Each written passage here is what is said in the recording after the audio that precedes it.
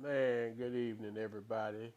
This is Dr. Corey Jaye, and I got something to say. First time on TikTok Live, man, but I figure I'd jump on here. And, first of all, shout out, good evening, everybody. Happy Tuesday. Hopefully, your Tuesday went well. Things went well for you. Um, Working, if you was off today, whatever the case may be. So just congrats on getting back to the house. Sometimes it's just about getting back to the house and sitting on your couch and watching your favorite TV show. So first of all, happy Tuesday, everybody. But yeah, man, this is my first TikTok live, and I'm just going on just talking about you know things that come to me, things that are resonating in our community, in our neighborhoods, and hopefully just conversation and just thoughts will help you to kind of get through it, maybe get you a different way of thinking about it. But today, man, just on my mind is just teachers, man. Teacher burnout, it's real, man. It's real. I am a lifelong educator. Like this is year 28. Thankful to be able to be in the kid business this long, and I don't think I've ever seen a year or seen a season where it's just so many teachers that are just like over it, man. It's just, and the crazy thing is, it's just October. We've only been in school for 2 months. We haven't even made it to the first like progress report card. Whatever you kind of, wherever you're at, whatever city you're in, state you're in, whatever y'all use for, whatever y'all call, giving out grades. Haven't even given out the first set of grades yet, and teachers are already looking to Christmas. People are looking to spring break. They're already looking to next summer, and it's just like I've never seen it. It is a complete um, epidemic at this point, and I just don't know how and when it got to this point. But it's here. It is like it's so sad, and your heart goes out. Me, I think I got a different perspective because um, I've served in so many roles in education, and I guess my demeanor, my ability to kind of stay calm and kind of roll with the punches has helped me a lot. But I've been on both sides. I've been a teacher just as long as I've been an administrator. So I'm kind of 14 and 14 on both sides. Maybe one or two off. But I've done just as much room time in the classroom as as an admin. So I have a unique perspective because I can see both sides and I can appreciate both sides. But having said that, man, it's like the other day I was at work and I was talking to a coworker, and we was talking, and I was like, the kids, you kind of get like, why don't y'all know how to do this? Like you get tired of saying the same thing. But and then I had like almost like an epiphany. These kids are still the same age when they come to fourth grade. The class I had last year, they was 8, 9, 10 years old. The kids I got right now, 8, 9, 10 years old. So the age of the kids ain't changed. It's me. I got older, right? So the age gap continues to grow between the kids I'm dealing with and me. So I don't know if they're doing anything different. I mean, you can't expect them to know what they don't know. If they just got to you, you can't expect them to be like the ones that just left you. And so I'm like, well, dang, so it's me. But it's like every time you walk in the school building, or you almost get to the point where you're almost scared to open an email because you just never know. You might what's next, what's new, and I know I was kind of talking to um, some of my co-teachers today, and I'm like, you got to get creative. You can't just give a teacher something without taking something away. you can't just keep putting stuff on people's plate and not taking stuff off and expect them to just be okay with that. To just be, to kind of just be smiling and cheesing and all showing you all their teeth. That's just not realistic because people can only do so much. And keep in mind, you got these kids that they flip, they don't listen, they, your parents is your kids' age, you know, you be a grandma or granddaddy to some of the kids, and it's just like you fighting an uphill losing battle. They so disrespectful, they so rude, and then when you ask for help from the school, you you don't get no help. When what they need, you can't give them. You know what they need is a good ass whipping, right? Just need somebody just to shake their ass, but you can't do that, or else they have you out of school, even though they raising all this hell and just doing what the hell they want to do, and you just got to sit there and still remain professional with no support from the house, little support from the office, and you just out here on this island by yourself. So what's up? And so a lot of teachers start saying, "Look it, man." So I've read and saw and talked to people where it's becoming more acceptable to have some assistance with your self care, or just the cope. Some people wait till they get home and they do the wine. A lot of women teachers. I'm sure the wine industry gets a lot of money from educators, specifically female educators. So wine is a way to calm down. Now that it's so easy to get like edibles and stuff. Edibles is a huge deal. I've come to realize, and it's funny because people are so like, it's not even like they're trying to hide it, you know. They very open with it. Yeah, I do this, and like you, yeah. I mean, you got to do it. How you gonna get through the day? So, I don't know what y'all think about how real and not necessarily just teacher burnout, but it seems like more and more industries, more and more people are reporting that it's just they're getting burnt out. Like in the business sector, advertising and marketing. It's not just education. I'm in education, but it's not just education where people are just getting burnt out. It seems like just more and more people are stressed. It's more and more pressures.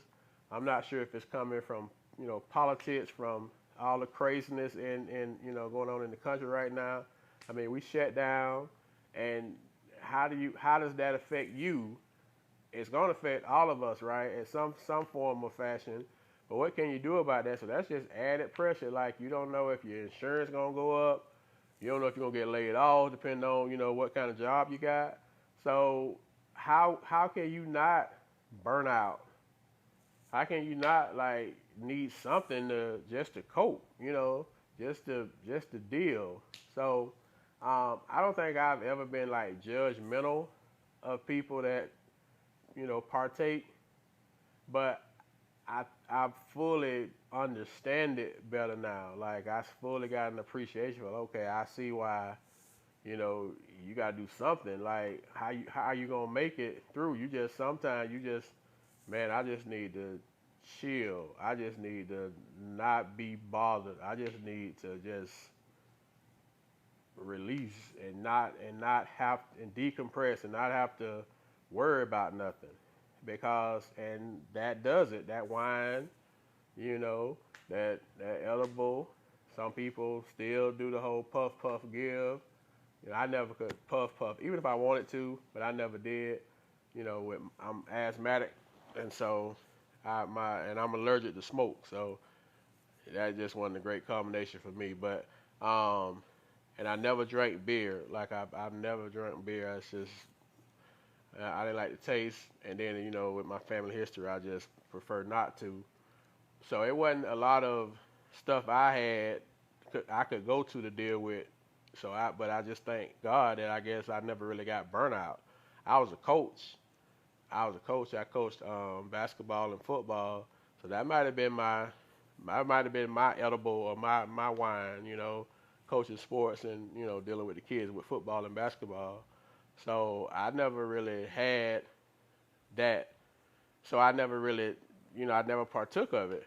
But I see so many different people now do it, and they're so open, and I'm just like, okay, I see. I can imagine me back then if I wasn't a coach. I probably would have partook in something too, because sometimes you just gotta get through the day. So, I mean, you get into the point of self-care. So what do you do for self-care? What do you do to help you not burn out, in whatever field you're in? Because, you know, I can speak as a black man because that's what I am. Black folks, we tend to stress a lot, more, and that stuff becomes a health issue. And so um, things like working out, like I get up every morning pretty much, and I go to the gym before I go to work. I go to not lifestyle, LA Fitness, LA Fitness at 5 a.m. I go work out. I take my bag, my clothes, and I to shower and get dressed, and go straight from the gym straight to work.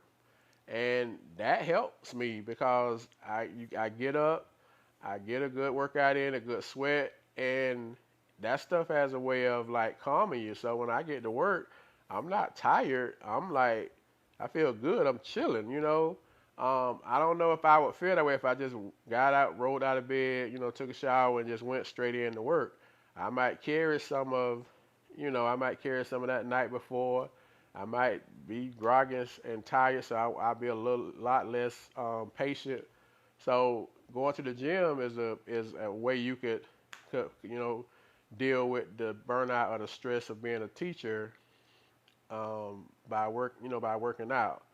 So that's something I would greatly advise. And it's not necessarily you going there to work out to compete with nobody, because sometimes people don't want to go to the gym because they self-conscious, and they doing the comparison. They looking at what she got on, how she look, and what he got on, and what exercises or what things he doing to look how he look. So people get in there and get real like competitive, and then they get there have esteem issues. I don't have an issue. I go in the gym every day. I got a sweatshirt on. I wear a sweatshirt. I never went in the gym without a sweatshirt on, and shorts. Sometimes I wear uh, sweats bottoms too. But I go in there and I go in there. I got my beat headphones on. I'm gonna get on the elliptical. I'm gonna get on the treadmill. I'm gonna do the ropes. I'm gonna do my circuit, and then I'm gonna go in there and and get ready and go to work. That's what I'm there for. I'm not there for any of the other stuff. And then music is also a form of self-care. So I love music.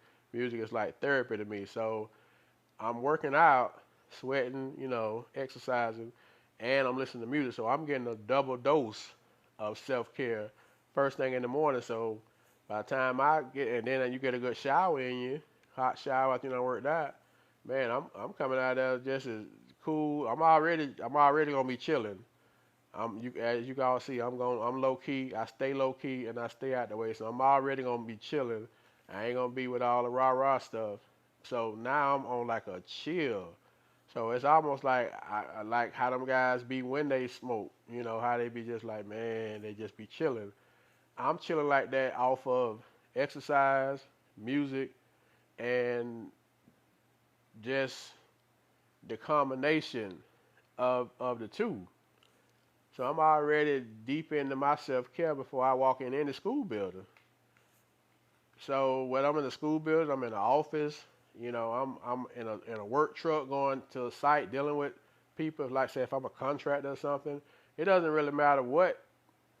As a black man, if I got that in my routine, and then to add to it when I'm in the gym, I got the music, getting the workout music. But then when I'm in the car going to work, I switch over to praise and worship. So now I got the spiritual piece in there. So before I get to work, I've gotten a workout. I've gotten my music, like my secular music, feel good, R&B. That's what 80s type stuff. That's what I like. That's what I work out to. It's like Shalimar and Confunction, you know, New Edition. That's Prince. That's Michael Jackson. That's get me going. And then I put some rap on every now and then. Houdini, I don't really like Rick Ross is probably the newest person I deal with, cause I don't really like new school rap. They know what they be talking about. But anyway, um, but yeah, then once I get my shower, now I got my Dietrich Haddon Pandora, so I'm getting kind of up tempo R&B ish Christian music. 'Cause that's what I like. I mean I like the old spiritual stuff. Some certain songs, not too fire and brimstone. That's my grandma. But so I got a good mix of all that before I walk in the school building. So I'm already up. So I'm saying exercise may be your form of self-care. Music may be your form of self-care. And something that we as black folks, especially black men, we not really speaking on, we're not trying to really get into is therapy. Talking to somebody, getting some help, like, look man, I'm going through some things. I need some help. I need to figure this mess out. And I had a tough season in my life recently, a couple years ago that I done came through, and God got me through. But one thing that helped me get through that was therapy. I spent 2 years in therapy, and it's some of the best conversations I've had, and it helped me. But I had to get out my own way. I had to get out that thing, that kryptonite that we black men got, that ego. Like, man, I ain't finna be talking about it, man. Ain't nothing wrong with me. That's that pride and that ego, and we got it. We got it bad. And the worst ones of us got it the worst because we won't admit that we do. Now I have no problem saying that um, I had it. Had been the key phrase. I don't have it no more, but I had it. But when you go through something you never been through, God got a way of, changing your perspective. And so he changed mine. And so I got it, and I needed that help. I needed that help from a personal perspective, and it's helped me professional also. So like I said, that's another thing, like techniques I learned, ways of looking at stuff, talking myself through it, just my body language toward it. All that is a form of self-care. So whereas I can see my coworkers, I can see the burnout. Like I can tell you 3 weeks into school year, how many people gonna last, how many people gonna be leaving our school before the end of the year. Take me 3 weeks.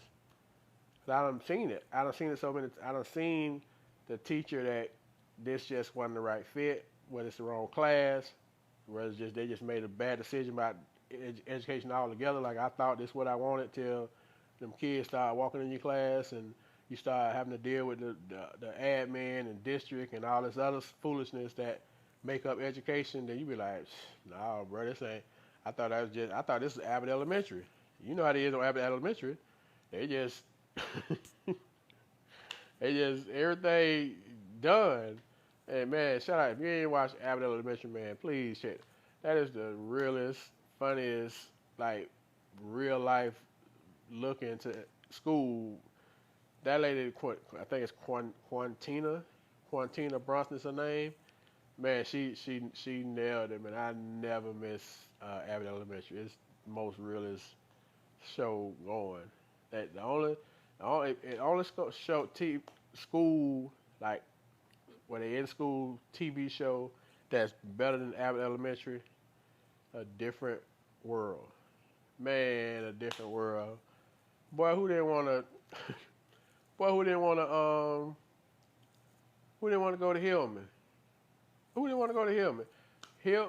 A Different World was the reason why I ended up at Tuskegee University at HBCU. Because, man, I'm like, I saw that on TV, man. That's what I wanted to do. That's where I wanted to be. Like, coming out, I coming out of Washington Park, man, out the bricks, out the projects, man. Like, I wanted to go to a different world. Hillman, Kanye West rapped about it, man. Tuskegee was like, I was living out my different world dream, my fantasy. That show was so dope to me, man. It was so dope. I used to love that show. I watch if that anytime I'm channel surfing, anytime I'm just like watching regular TV, when I ain't watching like recorded stuff or sports. If A Different World is on, I'm watching the episode, and I'm watching it like it's the first time I done seen it. Every time. Man, that probably that might have been besides Martin, of course. Martin, when I got to Tuskegee, man, Martin had first came out the year my freshman year at Tuskegee. Martin came out in 1992, freshman year at Tuskegee, and man, we used to it was at the Union. The Union was where everybody hung out at. It was the hangout spot. Had spades tables down there. Me and the fellas, we used to run the spades table. The Florida boys, they used to call it the Florida boys, right? They had this huge big TV where had all like the cable stations. Like in your room, you had limited stations. You might have had like, which was kind of genius, like 5, 8 stations. But the main station that you didn't have was Fox. Fox had just came out, and Fox had 3 shows that everybody watched at Tuskegee. They had Batman, who had just came out. That came on at 4 o'clock. They had Martin and Living Single. And so you had to go to the Union if you wanted to watch them. So if you didn't get to the Union early, you couldn't sit down. But it didn't matter. I thought used to be standing room only in there every day, 4 o'clock. Everybody loved Batman. Man, Batman, when Batman first came out, at 4 o'clock in the afternoon, Batman, man, please. We used to be in that thing like deep, bro. So the Union had the big, the area for the watch TV. That's where you went and got your mail from. Then you had they had like a theater where they used to show like older black movies for free. Like you might watch Harlem Nights one week or 1 month. They might have Thin Line Between Love and Hate. So stuff like that. So you just want to go get out the room. You want to go check out a movie. Yeah. Like you're a female. There's something to do. Even though you done seen the movie before, there's something to do. They had all that right there in the Union. Man, I was living the dream, man. I was living the dream. But anyway, yeah, Abbott Elementary, man, that's the only other show that kind of make that stuff like real to you. So she do such a good job of showing how stuff that go on in the school. But she do it from a communist perspective. So I enjoy it, but I know that's not real because teachers be going through it and it don't always be comedy, but they do a good job of showing it. But just another thing, self-care is find good TV. Find you a good TV show, man, a good series, and just binge watch. Just take yourself away from reality. And another thing that I like to do that also helped was to read. I love to read. I love to write. So I did a lot of writing. That's journaling, and I did a lot of reading. So I had a lot of things that I did to help still with my self-care so that I did not experience that burnout that a lot of people do. So I would highly recommend any combination of those things for you, and they don't, like I said, it's not just teachers. It's if you are an advertising executive, if you're a businessman, if you're a regional bank president, if you are a chemical engineer, if you're an architect, you're a lawyer, you're a nurse, everybody goes through the same type of burnout at their professor. Just in life in general, if you got kids at the house that you got to juggle, if you got, they got they in stuff. One is a cheerleader, one is a football player. Man, you got stuff that you having to deal with, and so burnout is real. It's just human. It ain't. You ain't even got to put a necessarily a profession. Just blank profession burnout. And so everybody, all of us need self-care, man. All of us need ways to be able to cope and to deal with life. And so, like I say, I recommend the things, um, reading, writing, uh, therapy. I mean,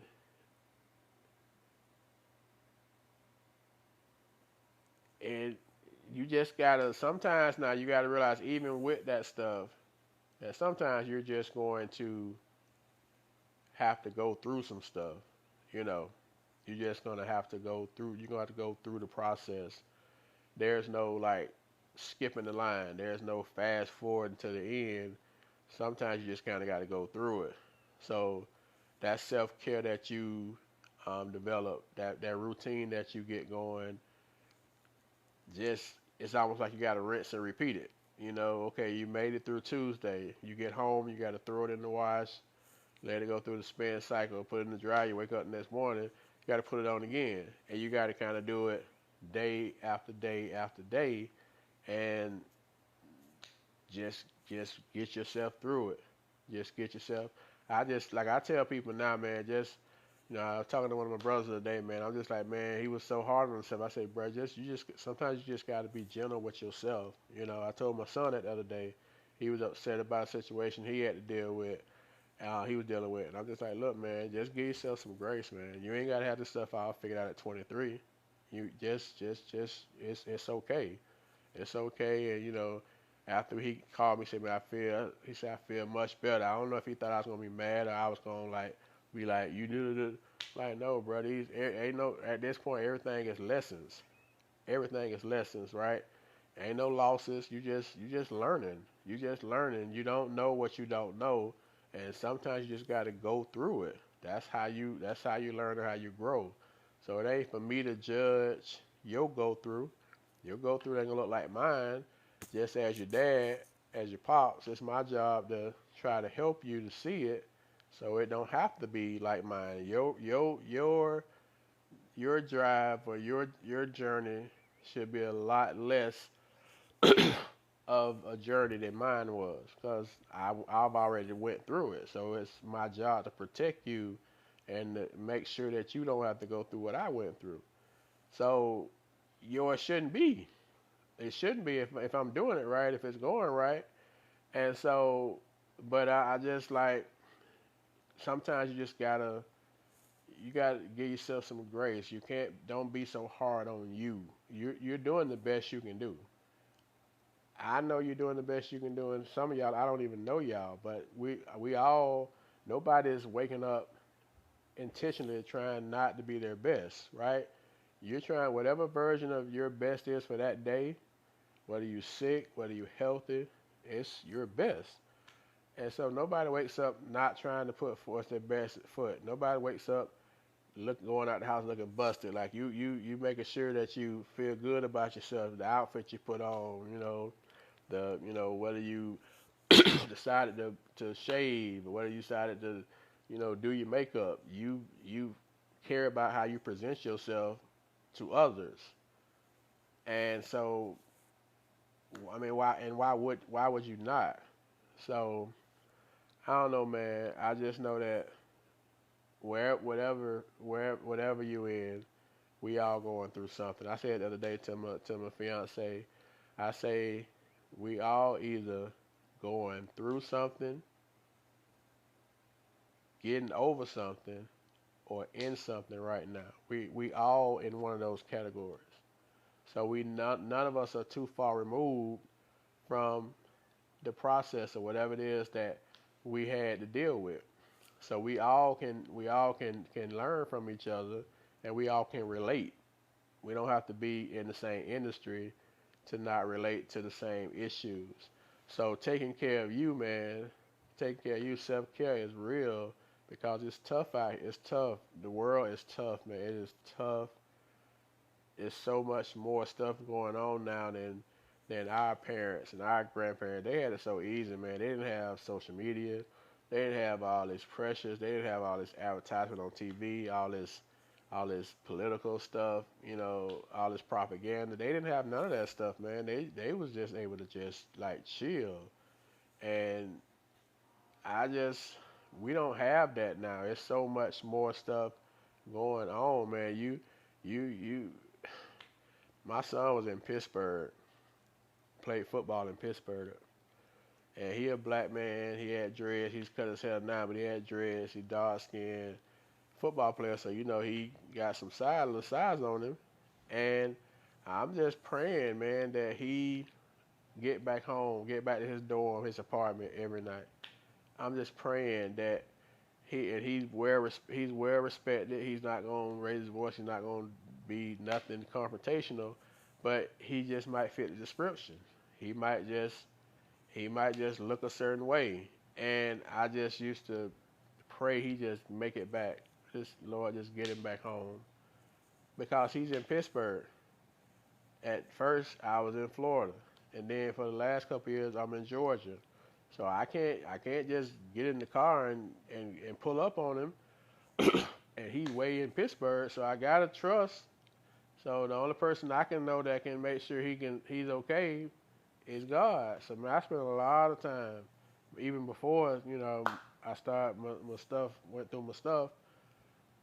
But because you as a parent, man, they go to school, they go off, the military, whatever. When they leave you, man, you gotta. That's helpless. That's a helpless feeling. Just having to trust that the what you put into them is something that they will take with them. Because all you can do is raise them up with the way they should go, but they got to do it when they leave you, and that's a helpless feeling. Not knowing you're not there, you don't know everything that's going on. You just got to trust in what you've raised them on, and you got to trust. God on it.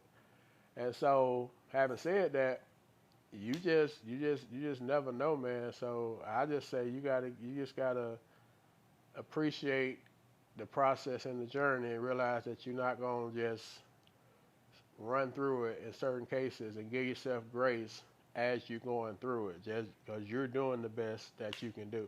I know you're doing the best that you can do, because why would you not? Why would you do the worst, right? So you're doing all that you can do. So just be good in that. Be good in the fact that you're doing your best. And so, man, as I get ready to jump off, man, I just want to jump on. Like I say, this is Dr. Corey Jaye. I got something to say, man. I'm just everybody and anybody, whatever you're going through as far as your career, as far as burnout goes. That's what the topic was: burnout and self-care. How do you deal with it?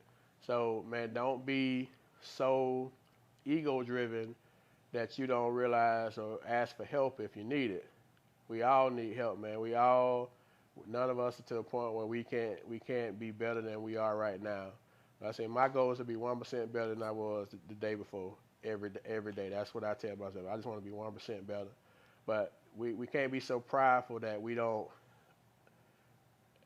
realize and admit that we need help, that we're going through something, be it from our personal personal mix, and sometimes we got to figure out a way just to get through the day. So those self-care tips, man, just reading, writing, therapy if you need that, man, just being nice to you, those is and whatever works for you, but you got to find something that works for you, not that works for your friend or your homeboy, your homegirl, because if not, you'll burn yourself out, man, and you ain't gonna be no good for you or nobody else who counting on you.